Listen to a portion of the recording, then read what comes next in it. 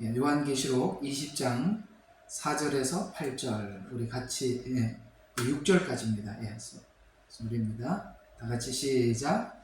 또 내가 보좌들을 보니 그들이 그 위에 앉았는데 심판이 그들에게 주어졌더라.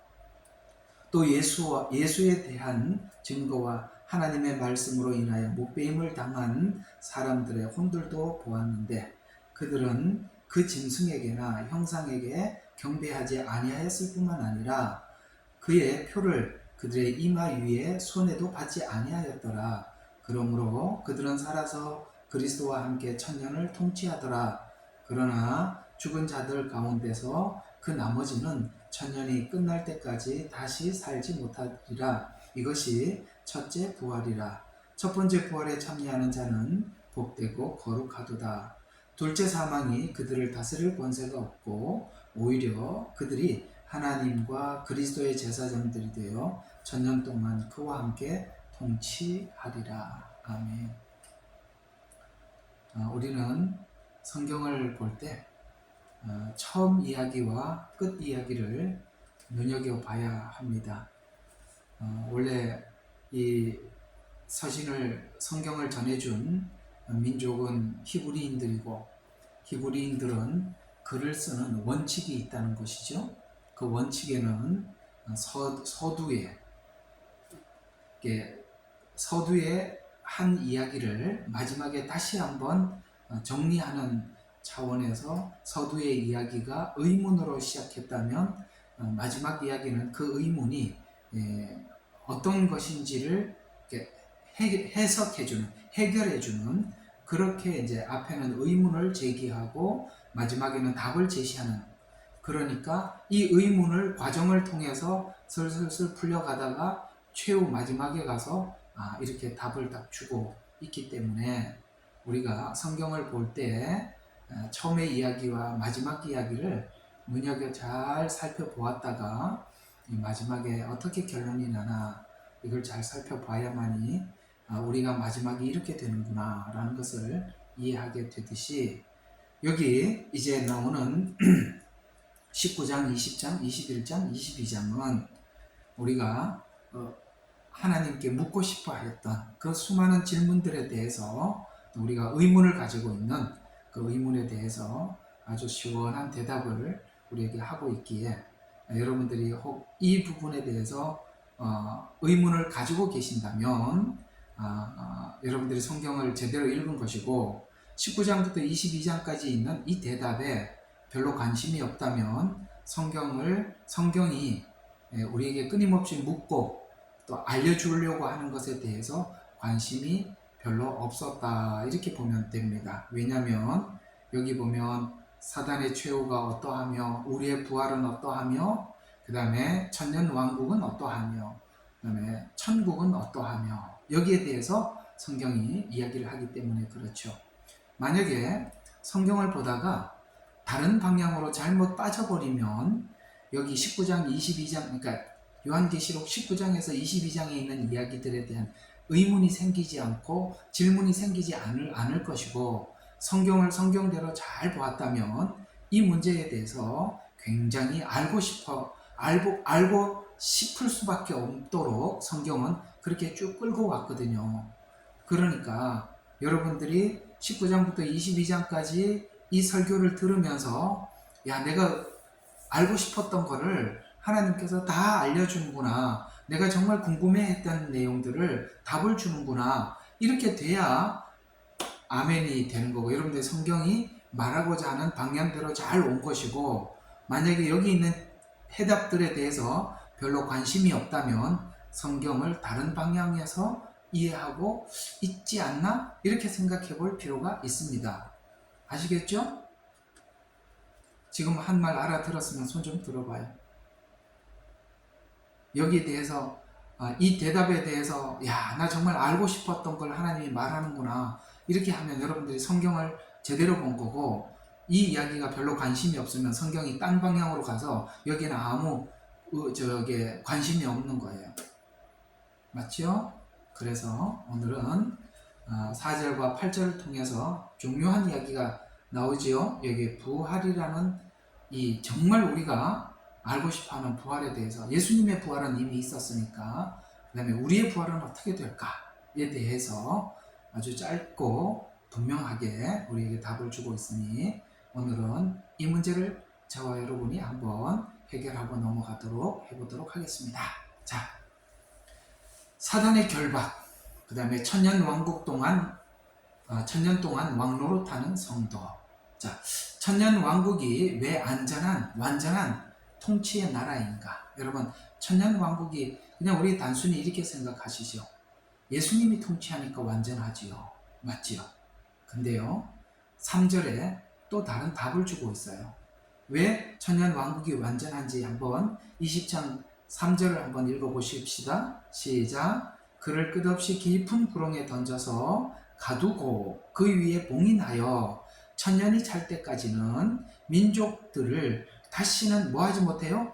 미혹하지 못하게 하더라. 그 후에는 그가 잠시 동안 풀려나리라. 여기는 이제 미혹하지 못하게 하더라 이렇게 표현하고 있고, 또 다른 성경에는 속이지 못하게 하더라 이렇게 속임, 미혹 이렇게 이야기를 하고 있습니다. 여러분, 우리가 사는 세상이 왜 이 모양이 됐을까요?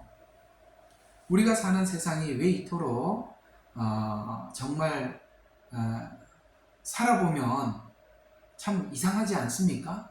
세상이 정의롭지도 않고 공의롭지도 않고 재판도 공의롭지 않고, 그렇죠?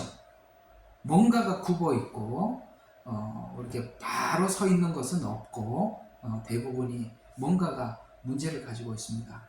왜 그렇죠? 예, 미혹하는 자가 있기 때문에 그렇습니다. 계속 사람들을 속이기 때문에 그렇습니다.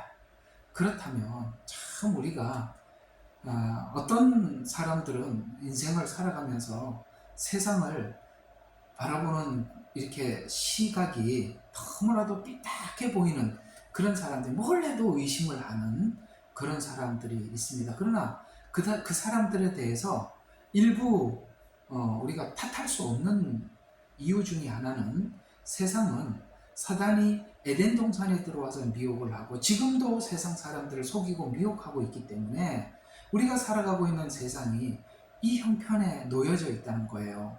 그런데 천년 왕국에는 그가 이제 천년 동안 가두어지게 되고 더 이상 미혹을 할 수가 없고 속일 수가 없기 때문에 평화가 되는 것입니다. 물론 예수님이 통치해서 그렇습니다.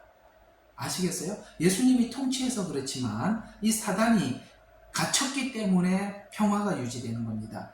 왜 그 근거가 무엇이냐면 천년이 끝나고 사단을 잠시 풀어줬더니 또 그 천년 왕국에 예수님이 다스리는 그 나라에도 또 미혹이 있더라는 거예요.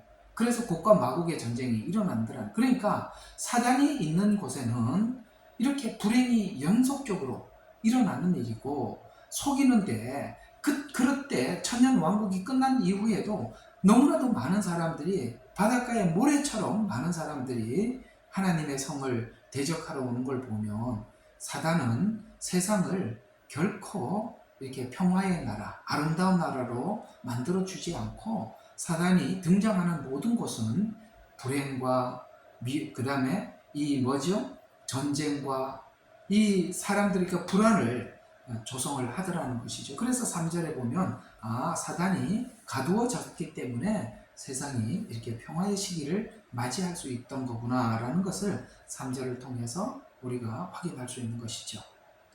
그렇다면 우리가 살아가고 있는 세상도 파괴도 속임에서 오르는 것이라고 할 수 있습니다. 세상은 정말 이 속임과 거짓에 익숙해져 있어요. 그래서 사람들이 속고 속이는데도 그게 속고 속이는지도 모르고 살아가고 있다는 것이죠. 그러나 속지 않는 사람들이 유일하게 있어요. 그가 누구일까요? 바로 빛과 진리를 소유한 자들입니다. 성경에 보면 이런 말씀이 있죠.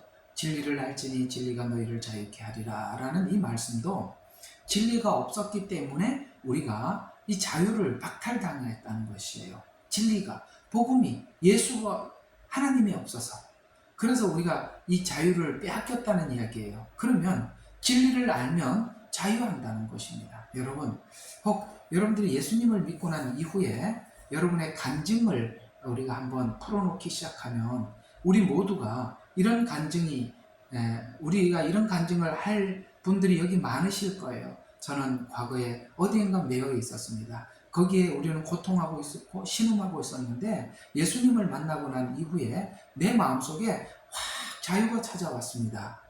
여러분, 이런 경험은 여기 있는 모두가 했던 경험 맞지요? 맞지요?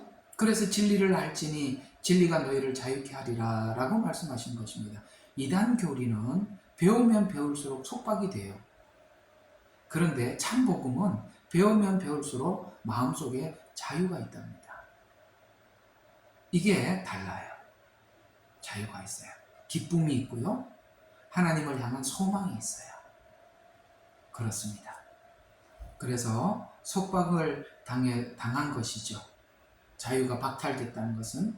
그래서 사단은 말씀을 왜곡시켜서 속임을 당하는 순간 인류는 자유를 잃게 되고 천년 왕국에 잃게 됩니다. 이제 이것을 모두 회복시켜서 이제 천년 왕국에 하나님께서 우리를 데리고 가시고 거기에 주인공으로 삼아 주신답니다. 오늘 그 이야기죠.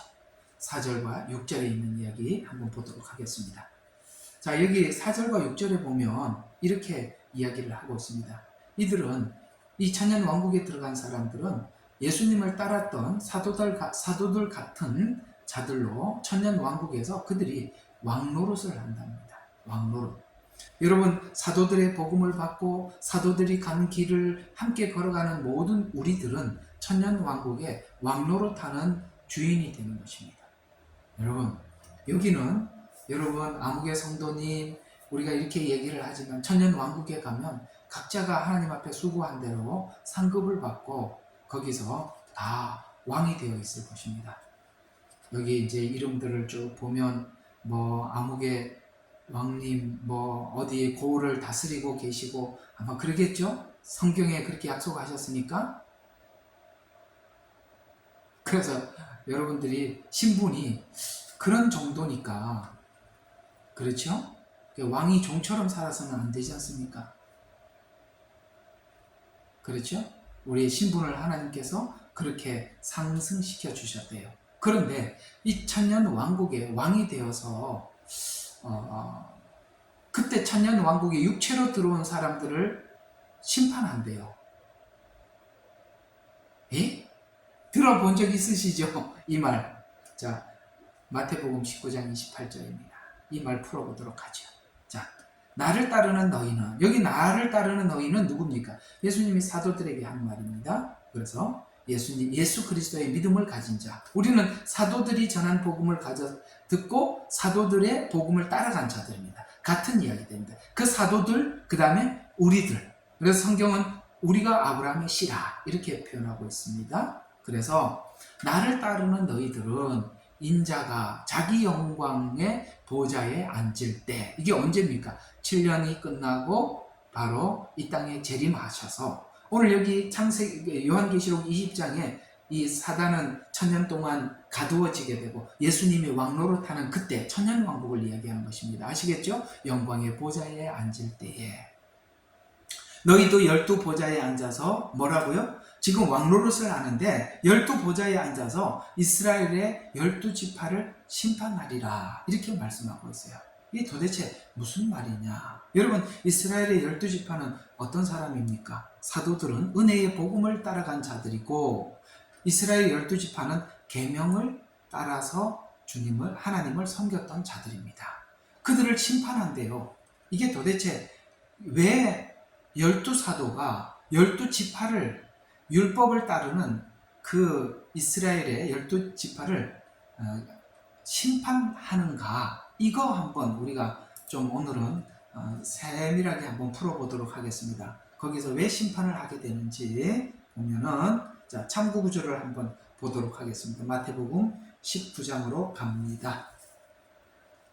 여러분 저를 좀 도와서 성경을 좀 읽어주시면 고맙겠어요. 마태복음 19장 16절에서 자 23절까지 누가 한번 좀 읽어주시겠어요? 마태복음 19장 16절에서 23절.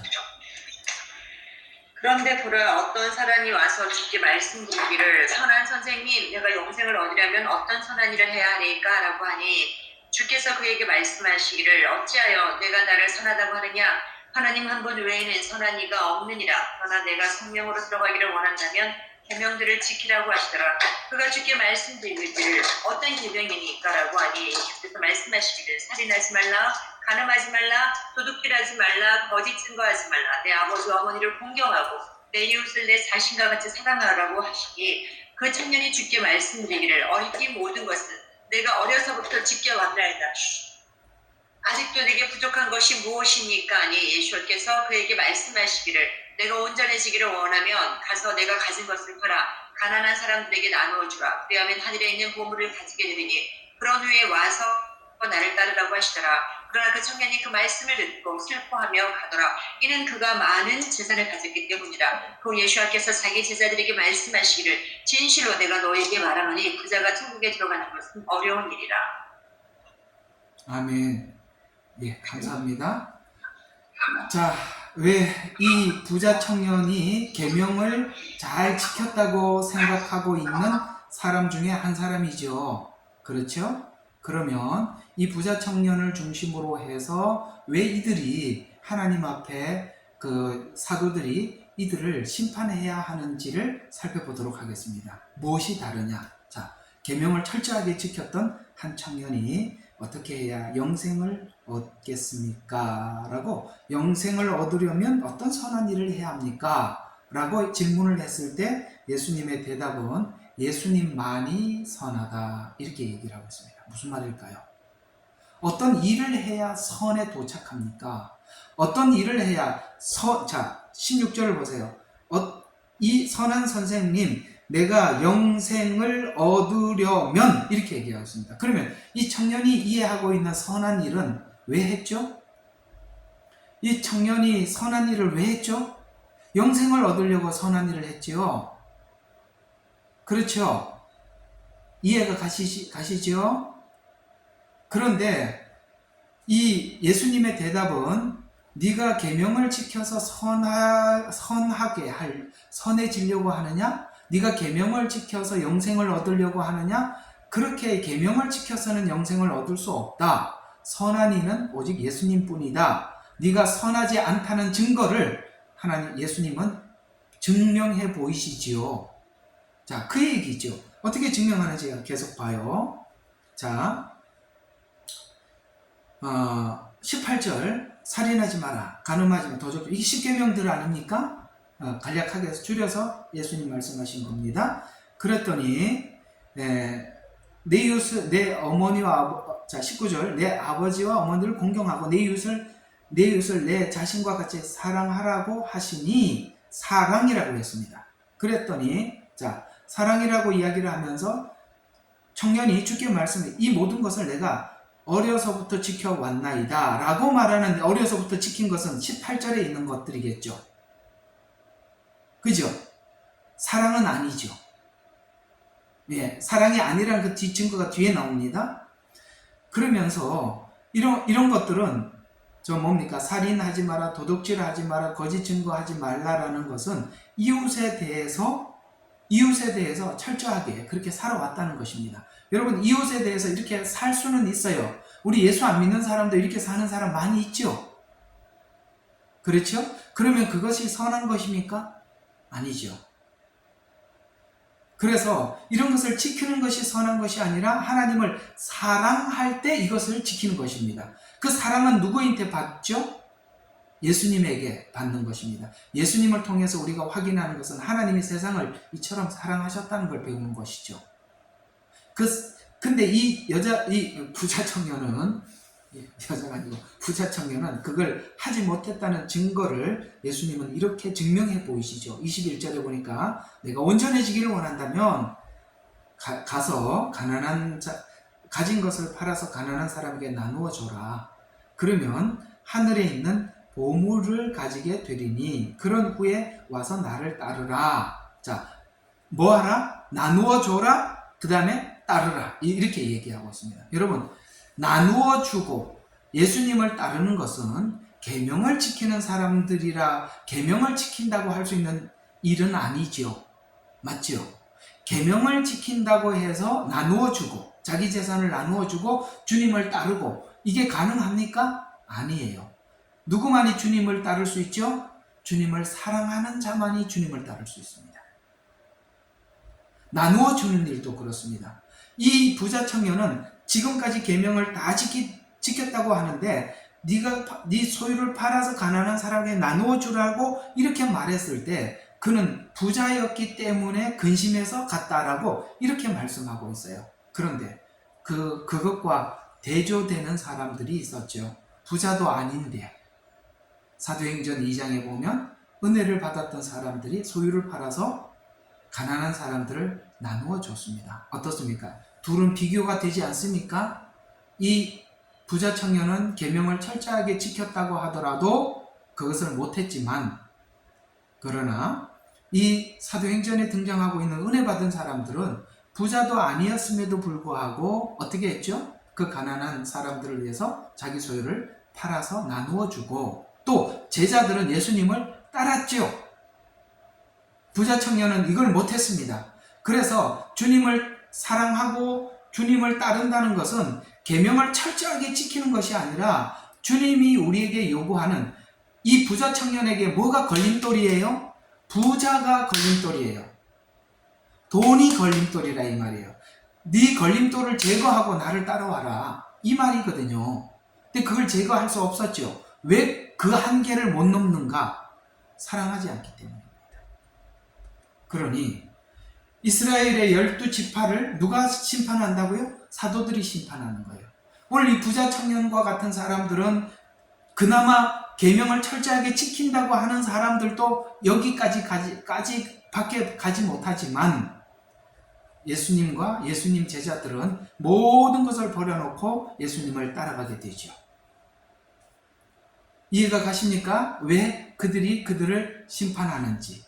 이 교훈이 의미하는 것이 뭐냐? 이 부자 청년이 의미하는 것은 무언가를 얻기 위해서는 포기해야 한다는 것이에요. 여러분, 우리는 예수를 얻기 위해서 뭘 포기합니까? 예수는 그냥 얻어지는 것이 아니라 우리가 뭔가를 내려놓고 포기해야 주님을 얻을 수 있다는 거 우리 여기 있는 분들은 다 아는 분들이에요. 그렇죠? 예수님은 그냥 얻어질 수 있는 것이 아니에요. 포기해서 얻는 거예요. 그러나 이 부자 청년은 바로 하나님과 재물을 겸하여 섬길 수가 없다고 했습니다. 그러면은 예수님이라는 보물을 얻기 위해서는 뭐 해야 됩니까? 재물을 포기해야 되는 것입니다. 여러분 성경에 보면 이런 사람이 등장하지요. 두 비유가 등장하는데 하나는 진주 비유요, 하나는 보화 비유입니다. 어떤 사람이 우연히 길을 가다 보화를 발견했습니다. 그 보화를 얻기 위해서 그것을 훔쳐간 게 아니고 어떻게 했습니까? 소유를 다 팔아서 그 밭을 샀습니다. 팔아서 샀어요. 오늘 이 부자 청년은 보물을 얻기 위해서는 바로 자기 소유를 내려놓을 때 예수님이라는 보물을 얻을 수 있는데 그걸 못하죠. 왜요? 사랑하지 못하면 계명으로는 더 이상 갈 수 없는 겁니다.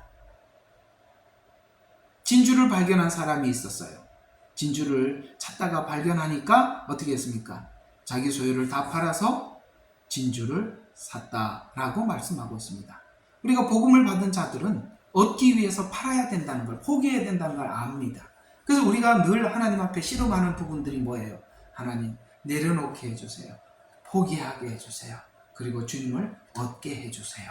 저와 여러분의 기도 제목이요, 소원 아닙니까? 또 영적 성장에 방해하는 물질에 집착하지 말라는 것입니다. 이상하게 이 물질이라는 것은 우리 영적 성장에 우리가 영적으로 잘 성장하다가도 이 물질의 눈을 딱 돌리고 나면 이 영적 성장이 멈춰요. 멈춰진다고요. 멈춰지게 돼 있어요. 우리 한국교회가 너무 어렵게 시작을 했잖아요. 일제 치하에서 독립을 하고 그 다음에 6.25 전쟁으로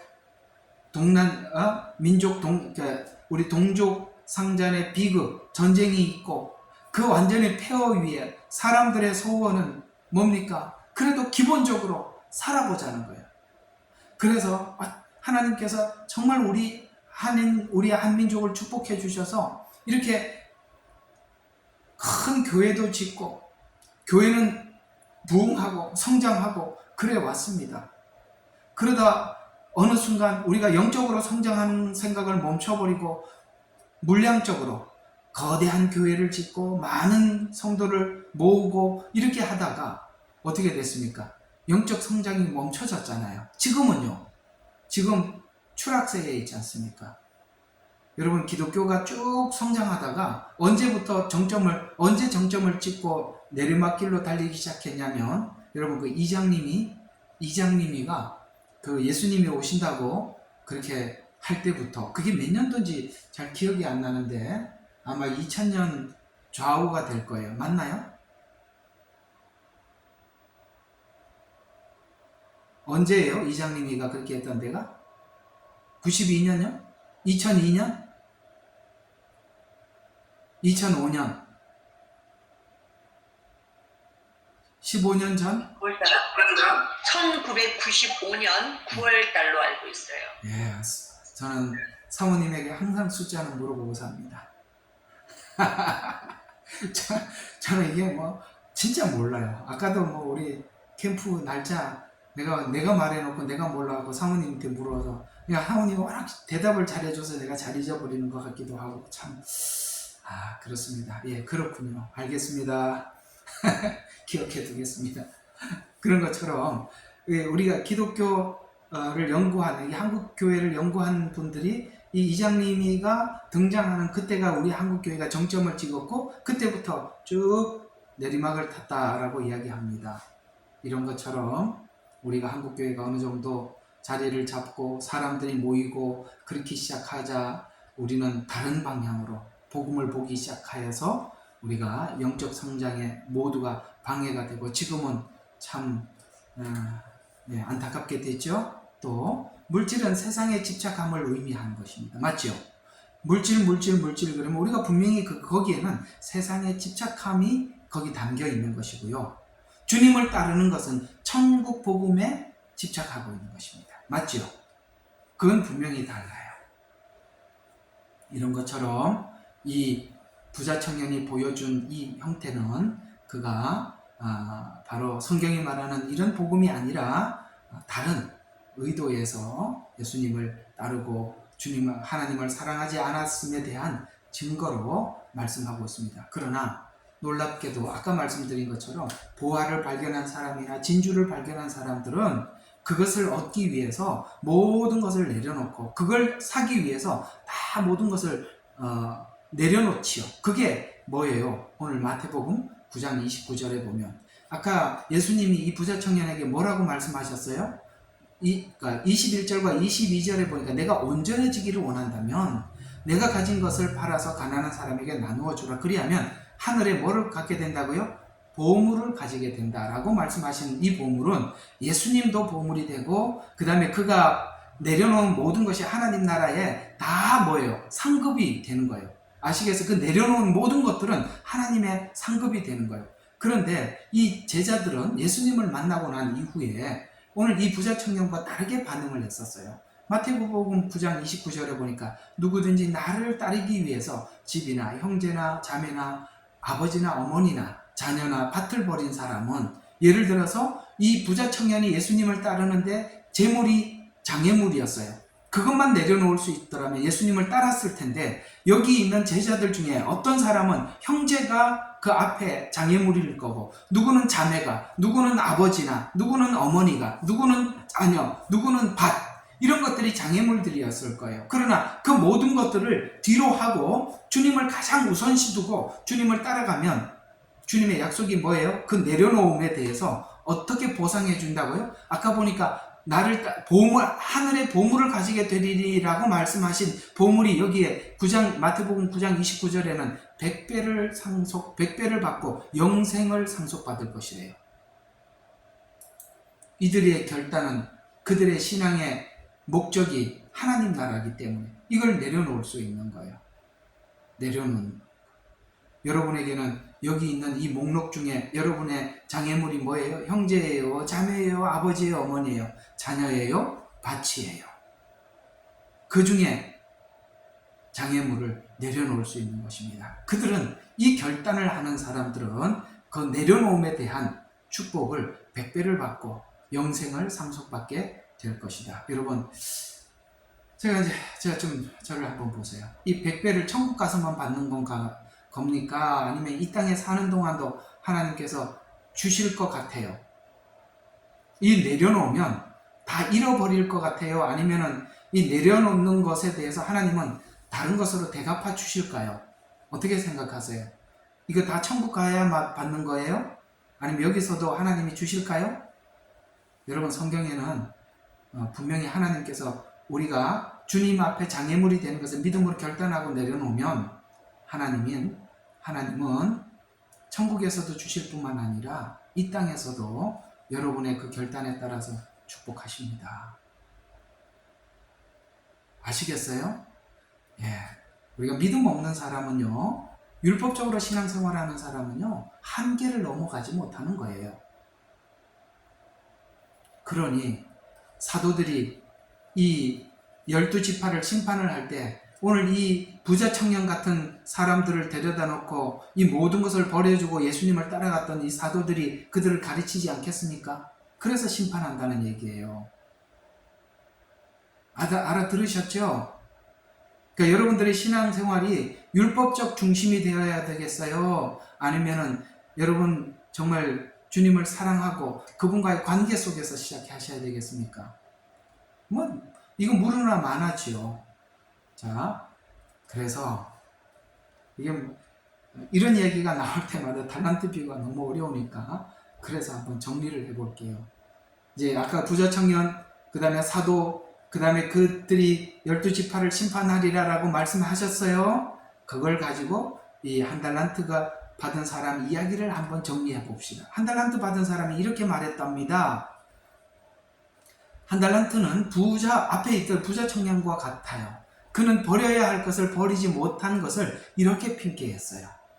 마태복음 25장 24절과 25절에 보면 당신은 엄격한 분이라 심지 않은 데서 거두고 뿌리지 않는 데서 모으기를 내가 알았나이다. 그러므로 두려워하여 가서 땅속에 당신의 달란트를 숨겨 놓았나이다. 보소서 주인님의 돈을 가지소서라고 하니 악하고 게으른 종아 라고 이렇게 책망했답니다.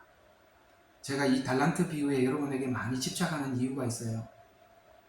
우리는 너무나도 이 달란트 비유를 부흥신학에 써먹었어요. 부흥신학. 성도들 주머니에 돈 빼는 데 썼다 이 말이에요. 이게 그 비유가 아닌데 나는 이게 너무 속상해요. 그래서 이걸 달란트 비유를 그렇게 설명을 해도 가만히 얘기하는 거 들어보면은 달란트를 하나님께 기부하세요. 이렇게 자꾸 은연중에 자꾸 그렇게 얘기하는 게 속상해서 한 번 더 집어넣었어요. 아니라 이 말이에요. 여기서 왜 악하다고 표현했을까요? 예수님의 평가예요. 악하답니다. 이게 악하다라는 말이 무슨 뜻인지 원어로 제가 다시 한번 살펴봤더니 이렇게 이야기했어요. 의도적으로 주인의 의도를 자의적으로 바꾸었다라는 거예요. 악하다는 거예요. 그래서 악하다고 하는 거예요. 주인의 의도는 아까 말한 것처럼 사도들처럼 집이나 전토나 다 버려두고 주님을 따라가. 아시겠어요? 이게 장사하는 거예요. 버려두는 거예요. 그리고 따라가는 거예요. 이게 하나님이 우리에게 준 복음이 준 의미예요. 그게 복음을 받은 사람들이 그렇게 반응할 수밖에 없는데 왜 악하다고 얘기했냐면 내가 뭘 요구하는지 알면서도 의도적으로 주인은 굳은 사람이다라고 네가 그렇게 나를 그렇게 만들었다는 거예요. 그게 악하다 이 말이에요. 맞지요? 아까 한 달란트 받은 사람이 주인은 굳은 사람입니다 라고 주인을 그렇게 딱 설정을 해버렸잖아요. 그게 악하다 이 말이에요. 하나님께서 진짜 원하는 것은 우리의 의지적인 삶의 변화라 이 말이에요. 그 변화는 하고 싶지 않으니까 주인에게 핑계를 대버리는 거예요. 두 번째, 게으르다라고 이야기합니다. 이 게으르다는 말의 뜻은 악하게 주인의 의도를 아까 바꾸어서 자기 것을 내려놓고 새로운 것을 담는 일을 미루었다는 거예요. 그거 하기 싫다는 거예요. 여러분, 주님께서 여러분과 제게 요구하는 일들이 있지요. 맞지요? 그것에 대해서 우리가 하나님 앞에 이 한 달란트 받은 자처럼 반응을 한다면 하나님은 너는 정말 악하고 게으르다. 네가 받은 게 내가 너에게 전해준 이 복음이 그거라고 생각하느냐? 라고 묻는 거예요. 자, 한번 물어봅시다. 이 언젠가 한번 이렇게 하나님 말씀을 묵상하다가 이걸 생각하면서 진짜 마음이 너무 아팠어요. 이게 어떤 거냐면 그러니까 하나님께서 예수님을 보내셔서 우리를 위해서 십자가에 죽으신 그 죽음의 의미가 사람들이 하나님께 돈 주세요, 뭐 주세요, 내 필요한 거 채워주세요, 이런 걸 채워주게 하기 위해서 예수님이 십자가에 죽으셨나요? 그 예수님께서 우리 죄를 대신해서 십자가에 죽으신 이 너무나도 엄청난 이 은혜를 우리는 우리 욕심을 위해서 하나님 앞에 구하는데 쓰더라는 거예요. 구하라, 찾으라, 두드려라, 하나님께서 주신단다, 이런 데 쓰더라는 거예요.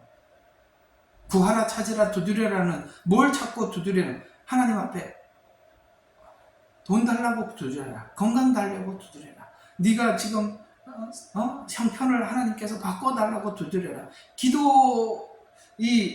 저도 이렇게 참 옛날에 학교가 아니죠. 참 교회 다니면서 내가 학교를 하다 보니까 자꾸 학교라고 그래. 아직도 그게 안 떨어졌어요. 우리 교회에서 기도 응답 받는 법 이렇게 해가지고 구하라, 찾으라, 두드려라, 이런 거 우리 얼마나 배웠어요. 근데 어느 날 그걸 막 배우는데 어떤 생각이 싹 들어오기 시작하냐면, 정말 하나님께서 우리 주머니 채워주시기 위해서 십자가에 죽으신 건가?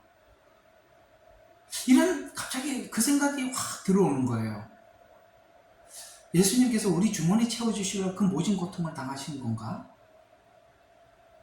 그때부터 굉장히 캐션이 되더라고요. 뭔가 이게 잘못 방향을 잡고 있다, 그런 생각이 들었었어요. 여러분들도 그런 생각이 좀 드시죠? 우리 주머니 채우시려고 죽으신 거 아니죠? 예, 우리에게 생명을 주시고 악한 사단의 입에 들어가는 우리들을 꺼내주신 거 아니에요. 그죠? 잃어버린 영생, 우리의 잃어버린 생명을 주시기 위해서 그 모진 고통을 당하셨는데 우리는 그런 걸 가지고 하나님 앞에 구하고 있는 거예요. 그건 뭔가가 잘못된 것입니다. 왜 12지파를 이 12사도들이 심판하는지, 그 심판은 다스린다, 재판한다라는 이 말인데, 바로 이 사도들과 이 12지파에게 배운, 그러니까 지파에게 배운, 율법으로 배운 이 부자청년, 그 배운 한 사람이잖아요. 그들에게 배운 한 사람이었던 부자청년의 열매, 그 다음에 사도들로부터 배웠던 그 열매, 너무나도 다르지 않습니까? 분명히 우리는 주님을 만나면 사도들은 즉시 배와 그물을 버려두고 주를 따랐어요. 뿐만 아니라 사마리아 여인은 물동이를 던지고 마을에 들어가서 외쳤습니다. 우리는 이 변화가 주님을 만나면 있을 수밖에 없는 거예요. 있을 수밖에. 맞지요? 저는 정말 여러분들을 축복하고 정말 하나님께서 여러분들을 살펴주시기를 바랍니다. 정말 오늘 이 사마리아 여인처럼 물동이를 버려두고 가서 팻말을 들고 예수님을 증거하는 사람, 볼펜을 나누어 주면서 증거하는 분들, 또 그 역전에서 지나오는 사람들에게 전도지를 나누어 주고 가서 설득하고 애를 쓰는 여러분들을 정말 축복합니다. 오늘 이 사마리아 여인이 그 예수님을 만나자 가서 외칠 수밖에 없어서 외쳤던 것처럼 분명히 주님을 만나면 이 부자 청년처럼 미지근하게 변하지 않아요. 어떤 한계에 부딪혀 있지 않다, 이 말이에요. 그 한계를 극복하고 넘어가더라 라는 이야기입니다. 이 차이가 바로 왜 제자가 12지파를 심판하는지, 다스려야만 하는지를 우리에게 설명해주고 있는 것입니다. 자, 오늘 이 4절에 보면 이제 천년 왕국에 들어갈 자들이 누구냐, 요 4절만 좀 하고 오늘 마쳐보도록 해볼게요. 자, 4절을 보십시다. 요한계시록으로 다시 넘어가야겠죠?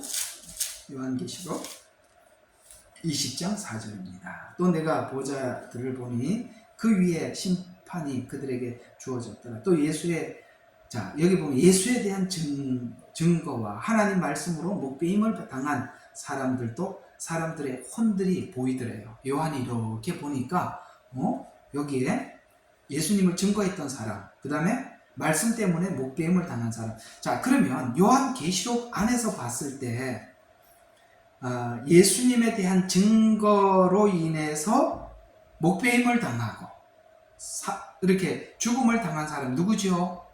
요한계시록 안에서 봤을 때 누굽니까? 두 증인이잖아요. 그렇죠. 또 한 부류가 또 있답니다. 그 다음에 뭐예요? 하나님 말씀으로 인하여 목배임을 당한 사람. 이들은 누구지요? 바로 그 형상에 거부하고 표에 대해서 거부한 사람들이라고 계속 나오지요. 그 형상에 경배하지 않을 뿐만 아니라 그 표를 그들의 이마나 손에도 받지 않았던 사람들. 그들이 살아서 이렇게 표현하는 걸 봐서 그들이 순교자들이구나 라는 것을 금방 알 수 있죠. 살아서 이런 말이 있는 걸 보니까. 그래서 여기 보면 천년 왕국에 들어갈 자들에 대해서 지금 사도 요한이 환상을 보고 있는 중에 목배임을 당한 순교자, 그 다음에 짐승에게 경배하지 않는 자, 그들이 살아서 그리스도와 함께 천년 동안 통치자로 서더라, 이렇게 우리에게 말씀하고 있어서, 그러면 이 왕노릇하는 자들의 두 부류를 성경은 이렇게 이야기를 합니다. 이 계시록 안에서만 이야기하는 겁니다. 계시록 안에서. 그 전에 우리들도 거기 들어가서 우리가 왕노릇 할 거예요. 그러나 지금 요한계시록 안에서 있었던 사건 속에서 두 사람들, 증언자, 그 다음에 표를 받지 않는 자, 이렇게 둘을 증명해 주고 있는데요. 여러분, 이 두 사람은요, 이 두 부류의 사람들은 천년 왕국에 들어가서 왕노릇 합니다. 증언자들입니다. 이 사람들은 두 증인과 같은 사람들인데 바로 예수 그리스도를 증언하는 사람들. 원어로 보면 마르트리아라는 뜻이에요. 증언하다. 여러분, 사도들이 예수님의 부활을 증언했죠.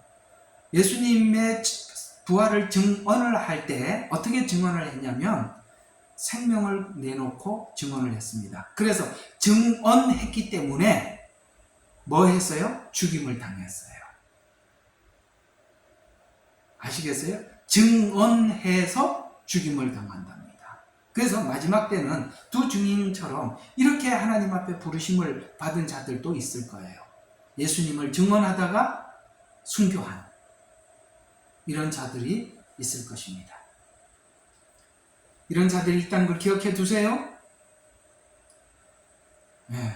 그 다음에 표를 받지 않는 자다라고 이야기했습니다. 표를 받지 않고 짐승에게 경배하지 않는 자들, 이렇게 두 부류를 소개해 주고 있습니다. 이들은 모두가 신령한 몸을 가지고 다시 살아난 자들입니다. 이들은 부활과 휴거를 동시에 경험한 자들입니다. 순교 후에 새로운 휴거하여서 새로운 몸을 가지고 올라갔다 내려온 자들이라고 정리할 수 있습니다. 그래서 이들은 휴거하고 다시 이 땅에 내려오는 그런 자들이라고 우리가 이해할 수가 있는데요. 제가 이게 4절에서 끄는 이유가 5절부터는 이제 이 부활에 대한 이야기를 여러분들과 함께 좀 깊게 해야 되기 때문에 그래요. 5절까지만 하고 다음 주에 5절 한 절은 더 해도 될 것 같은데요. 그리고 다음 주에는 부활을 깨끗하게 한번 정리를 한번 해보도록 하겠습니다. 오늘은 요 5절까지 한 절만 좀 더 합시다. 자, 이 5절 한번 봐요. 그러나 죽은 자들 가운데 그 나머지는 천년 왕국이 끝난 후에 부활한답니다. 천년 왕국이 끝난 후에 부활이 있대요. 자, 12절과 15절에 그 부활에 대해서 해석을 해주고 있어요. 12절과 15절 한번 보시죠. 자, 또 내가 12절입니다. 내가 죽은 자들을 보니 작은 자나 큰 자나 하나님 앞에 서 있는데 책들이 펴져 있고 또 다른 책들이 펴져 있는데 그것은 생명의 책이라. 죽은 자들은 자기의 행위에 따라 그 책들에 기록된 대로 심판을 받더라. 행위에 따라 심판을 받더라. 받아도 그 안에 있던 죽은 자들을 넘겨주고 또 사망과 지옥도 그 안에 있던 자들을 넘겨주니, 지옥, 그러니까 음부에 내려갔던 사람들도 부활해서 그 넘겨주더라는 거예요. 넘겨주니 사망과 지옥도 불못에 던져지니 이것은 둘째 사망이라. 왜 그들을 다시 살려서 심판을 해서 보내는 겁니다. 아시겠어요? 살려서 심판을 해서 지옥에 보내는 거예요. 이게 둘째 부활이라는 말을 쓰고 있다는 것에 대해서 유의해서 보셔야 하는 것입니다. 부활. 자, 그러면 한번 봐요. 이제 한번 봅시다. 예수님의 부활은 육체를 가지고 있었어요, 없었어요? 예수님의 부활은 육체가 있었어요, 없었어요? 육체가 있었죠? 예. 고기를 잡수시기도 하셨고, 그랬습니다. 그렇죠. 그래서 이 둘째 부활을 한 사람들은 전부 다 심판의 부활로 부활을 하게 되는데, 이들이 지옥에 가서 고통을 당하는 이유는 부활체로 지옥에 가서 고통을 당하는 겁니다. 그러니까 부활체는 죽어요, 안 죽어요? 안 죽죠. 그리고 육체를 가지고 있지요. 그래서 그 고통이 영원한 것입니다. 지금 그 하나님의 심판을 전할 때 믿지 않으면 그때 믿을 수밖에 없을 겁니다. 알 수밖에 없을 것입니다. 따라서 천년 왕국이 끝난 후 부활하여 심판을 받을 대상은, 자, 이게 둘째 사망이라고도 표현하고 둘째 부활이라고도 표현하는 것인데요. 자, 첫 번째 19장 20절과 20절에 보니까 7년 환란 중에 표를 받고 짐승에게 경배했던 자들과, 오케이? 예, 짐승이, 그 다음에 아마겟돈 전쟁에 참여했던 자들, 그 다 하나님을 대적하는 일에 참여했던 자들이라고 성경은 말씀하고 있기 때문이죠. 자, 두 번째는 20장 7절과 10절에 보면 오늘 읽었던 천년 왕국이 끝난 후 곡과 마곡의 전쟁에 참여. 여러분, 앞에 아마겟돈 전쟁에 참여했던 사람, 7년 환란이 끝나는 무렵에 참여한 사람들이라면 곡과 마곡의 전쟁은 천년 왕국이 끝난 이후에 일어나는 전쟁인데, 이 모든 전쟁의 공통점은 예루살렘 성, 곧 하나님의 성을 공격하는 것입니다. 이들은 왜 하나님의 성인 예루살렘 성을 공격하느냐면 두 부류가 있어요. 하나는 그 성이 하나님의 성인 줄 알고 참여한 자들, 또 하나는 미혹되어서 그것이 하나님을 공격하는 줄 모르고 참여한 자들입니다. 그렇다면 보세요. 미혹은 자기 잘못이 아니다, 맞다. 미혹을 당한 것은 미혹당하는 사람들에게 책임이 없다, 있다? 있다. 성경은 그렇게 말하는 거예요. 대부분의 사람들은 그들이 속이는 거짓말에 미혹당해서 예루살렘, 아마겟돈 전쟁이나 곡과 마곡의 전쟁에 참여하는 거거든요. 그러니 이 마지막 때는 무엇보다 하나님의 복음인 진리와 성경을 모르면 이 수많은 거짓 정보, 거짓된 이야기 속에서 우리가 헤어나올 수가 없는 거예요. 그래서 이 마지막 때 등을 들고 있는 사람, 마지막 때 진리를 아는 사람, 우리가 가야 될 종말을 아는 사람, 또 우리가 지금 캄캄한 암흑 속에서 우리가 가야 할 길을 비출 수 있는 사람은 오직 복음을 알고 진리를 아는 사람들 밖에 없어요. 믿을 곳은 성경밖에 없고 복음 이외에는 아무것도 믿을 게 없다, 이 말이에요. 그래서 여러분들이 복음을 가지고 있는 사람이 최고인 거예요. 참 놀랍게도 천년 왕국이 끝나고 난 뒤에도 곡과 마곡에 참여한 사람들이 있어요. 천년 동안 배우고 또 배도해요. 사람의, 인간의 탐심은 여전히 살아있고 그것을 미혹하는 사단은 그 탐심을 자극해서 에덴 동산과 같이 하나님을 반역하는 일에 많은 사람을 동원하게 될 것입니다. 이들은 12절과 15절과 영원한 지옥에 들어가서 둘째 사망을 경험하게 된다. 자, 왜 둘째 사망이라고 하죠? 첫째 사망이 있었다는 거 아닙니까? 맞지요? 그래서 둘째라고 표현하고 있지요. 첫째 사망은 어디서 온 겁니까? 아담의 범죄 이후에 우리가 모든 인류에게 주어진 사망이 첫째 사망이에요. 그러나 이제는 부활하는 부활체로 거듭나야 하는데 부활체로 거듭나는데 뭡니까? 영원한 심판의 부활체로 거듭나는 걸 보고 부활체로 새롭게 태어나는 걸 보고 둘째 사망이라 이렇게 말씀하고 있는 것입니다. 그래서 둘째 이렇게 표현하고 있는 거예요. 자, 다음 주에는 이제 이 부활에 대해서 성경은 이야기를 하고 있으니까 여러분 고린도전서 15장 그 다음에 있는 이 말씀을 기반으로 해서 이 부활에 대해서 한번 깨끗하게 정리를 한번 해보도록 하겠습니다. 다음번에는 어디를 중심으로 한다고요? 부활을 중심으로 공부를 해보도록 하겠습니다. 오늘은 여기까지 하겠습니다. 우리 같이 들은 말씀을 기억하면서 목소리로 기도하겠습니다.